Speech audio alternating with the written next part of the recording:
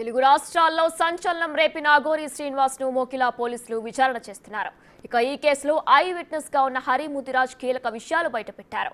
అఘోరి ఆమె కాదు అతను అని, తన తలపై ఉన్నది నిజమైన జుట్టు కాదని అల్లించుకొని తగిలించుకున్నట్టు హరి చెప్పారు. శ్రీవర్షిని చెప్పినట్టు అఘోరి శాకాహారి కాదని, మాంసాహారి అని, రోజు చికెన్ మద్యం లేకుండా ఉండలేడని కూడా బయటపెట్టారు.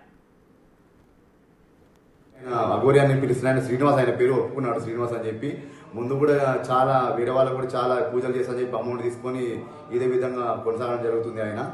అయితే ఇప్పుడు ఆయనని మనము పొద్దుటూరు పదిలోని ప్రగతి రిసార్ట్లో ఒక లేడీ దగ్గర, సినిమా ప్రొడ్యూసర్ దగ్గర, నీకు నీ సినిమాలు బాగా ఆడాలంటే నీకు మంచి పూజలు చేయాలని చెప్పి 5 లక్షలు తీసుకోవడం జరిగింది.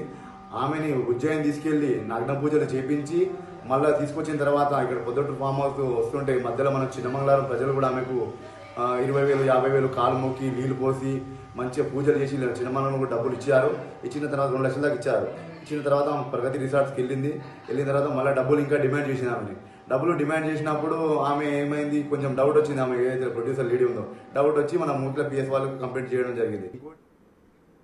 ప్రత్యేక పూజలు చేస్తే సినిమాలు బాగా ఆడతాయని ఓ లేడీ ప్రొడ్యూసర్ ని నమ్మించి ఉజ్జయినిలో పూజలు చేయించినట్లు హరి తెలిపారు. అఘోరి శ్రీనివాస్ చాలా తెలివైన వాడని, పూజల పేరుతో ఎంతో మందిని మోసం చేసినట్లు హరి అంటున్నారు. ఆమె అకౌంట్ అన్ని నిలబెట్టుకుంది. ఆమె చాలా తెలివిపరులు. ఆమె కాదు, అతడు ఆయన శ్రీనివాస్ చాలా తెలివిపరుడు. ఆయన ఏంటంటే ఆయన అకౌంట్లో పెట్టుకునే డబ్బులు ఆయన అకౌంట్లోకి రాగానే వేరే అకౌంట్లోకి ట్రాన్స్ఫర్ చేస్తాడు. అది ఎవరి అకౌంట్లోకి ట్రాన్స్ఫర్ చేస్తున్నాడా అంతే ఇప్పుడు ఎంక్వైరీ జరుగుతున్నది. పోలీస్ వాళ్ళు తదుపరి మనకు తెలుస్తుంది. మనకు ఇప్పుడు అఘోరి అలియాస్ శ్రీనివాస్ ఆయన రోజు ఒక కాటన్ బీలు, 4 కిలోల చికెన్, అది కూడా చికెన్ కర్రీ కాదు, ఆయనకు ఫ్రై చికెన్ కావాలి.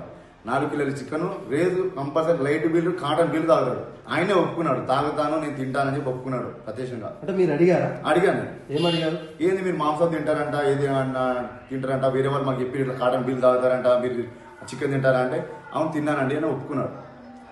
ఇప్పుడు శ్రీవర్షిని మరి అలా చెప్తుంది, మీరు ప్రత్యక్షంగా అడిగారని చెప్తున్నారు కదా? నేను ప్రత్యక్షంగా అడిగాను.